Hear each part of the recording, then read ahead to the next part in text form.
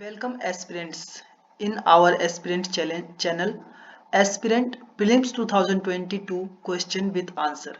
हम आज 2022 के प्रीलिम्स के क्वेश्चन पर डिस्कशन करेंगे। तो चलो क्वेश्चन की तरफ बढ़ते हैं। क्वेश्चन है, with the reference to the Indian economy what are the advantages of inflation index bond IIB. जो आईआईबी बॉन्ड्स गवर्नमेंट द्वारा लाया गया था, इसके क्या एडवांटेजेस बेनिफिट्स हैं। तो इसमें से हमें बताना है, इसमें 3 पॉइंट दिए हैं, which of the statement given above are the correct. इन तीनों में से कौन कौन से पॉइंट करेक्ट है। इसमें वैसे टिक लगा रखा है मैंने। Government can reduce the coupon rates on its borrowing by way of IIB. क्या गवर्नमेंट रिड्यूस कर सकती है कूपन रेट। चलो डिस्कस करते हैं। First point, inflation index bond, it provides a continuous returns to investor regardless of amount of inflation in the economy. The real coupon rate, interest rate on the IIB is flexible but nominal principal value is adjusted for inflation। मतलब क्या कह रहा है, जो real coupon rate IIB का है वो fix है, लेकिन नॉमिनियल प्रिंसिपल वैल्यू जो है उसे एडजस्ट कर सकते हैं। ठीक है, इन्फ्लेशन के लिए, for inflation. Therefore, we can say government can reduce coupon rates on its borrowing by way of IIB। इसलिए गवर्नमेंट क्या कर सकती है, इस रेट को रिड्यूस कर सकती है बोरोइंग मतलब उधार लेने के लिए। तो पहला पॉइंट हमारा सही है। तो आगे सेकेंड पॉइंट की बात करते हैं। On the modified principal value periodic coupon payment will be issued on this way both the principal and the coupon payment will be protected from inflation. मतलब क्या है, कूपन और पेमेंट क्या होगा, इन्फ्लेशन में प्रोटेक्टेड होगा। ठीक है, इसमें IIB provide protection to the investor from uncertainty regardless regarding inflation.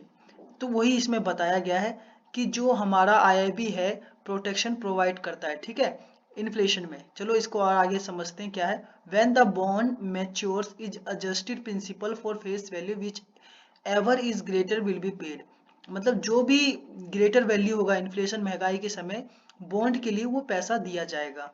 IIB are classified as government security G secs. मतलब आईआईबी को गवर्नमेंट सिक्योरिटी माना जाता है and hence qualify for repo transaction as well as SLR status.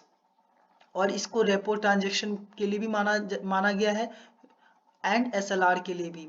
They are eligible to kept as a part of SLR requirement of banks. मतलब ये bank के पास SLR के रूप में भी रखा जा सकता है। IIB assist the small investor in protecting even the principal amount against inflation। मतलब IIB जो है स्मॉल इन्वेस्टर के पैसे जो होते हैं प्रिंसिपल अमाउंट को इन्फ्लेशन के टर्म में प्रोटेक्ट करते हैं। मतलब कि महंगाई के समय प्रिंसिपल अमाउंट घटता नहीं है। In addition to obtain the investment yield which is dependent on the current inflation rate. मतलब कि जो हमारे जो करंट इन्फ्लेशन रेट है उस पर डिपेंड करता है जो भी हमने इन्वेस्टमेंट किया है। ठीक है, it also predicted enhance domestic saving. मतलब कि ये डोमेस्टिक सेविंग को भी बढ़ाता है and reverse the saving to the GDP ratio to a downward trend. और जो जीडीपी जो डाउनवर्ड जा रहा है उसको रिवर्स करता है, ठीक करता है। मतलब कि IIB provide protection to investor from uncertainty uncertainty regarding inflation. मतलब ये पॉइंट सही है, आईआईबी जो है प्रोटेक्शन प्रोवाइड करवाता है। अगला थर्ड पॉइंट के ऊपर डिस्कशन करते हैं। थर्ड पॉइंट हमारा क्या है, salient features of inflation index bond. Inflation index bond are announced in 2013 budget. 2023 के बजट में आया था। Anyone can invest in this bond, कोई भी इसमें इन्वेस्ट कर सकता है। However, they are distributed in a such a way that institutional investors such as LIC and mutual fund receive 80% of bonds and retail investors receive 20%। देखो इनमें जो invest कर सकता है, जो उसमें डिस्ट्रीब्यूट किया गया है, LIC जो है 80% इसको रिसीव करेगा। ठीक है, मतलब इंस्टीट्यूशनल इन्वेस्टमेंट इसमें 80% कर सकता है LIC, और म्यूचुअल फंड इसमें 80% के द्वारा इन्वेस्टमेंट किया जा सकता है, 80% किया जा सकता है। और जो रिटेल इन्वेस्टर्स है वो केवल 20% में ही इन्वेस्ट कर सकते हैं। ठीक है, these bonds are auction directly by the RBI. ये जो बॉन्ड है आरबीआई द्वारा डायरेक्ट बेचे जाते हैं। ठीक है, ये बात ध्यान रखना, आईआईबी बॉन्ड जो है आरबीआई द्वारा डायरेक्ट बेचे जाते हैं। The government receive this money, government को ये पैसा मिलता है। Minimum and maximum investment amount are 10 lakh to 25 lakh respectively, मतलब जो मिनिमम से मैक्सिमम 10,000 मिनिमम है और 25 लाख मैक्सिमम अमाउंट जो आईआईबी में इन्वेस्ट किया जा सकता है। This bond can only B redeem after 10 years, मतलब ये 10 ईयर के बाद ही पैसा निकाला जा सकता है इसमें जो इन्वेस्ट किया है। और else a penalty will be imposed, अगर पहले निकाला गया तो इसमें पेनल्टी लगेगी। ठीक है, this bond can be traded in a secondary market, और ये सेकेंडरी मार्केट में भी व्यापार किया जा सकता है। BSE, NIC and other stock exchanges, BSE हो चाहे एनआईसी हो चाहे कोई भी स्टॉक हो।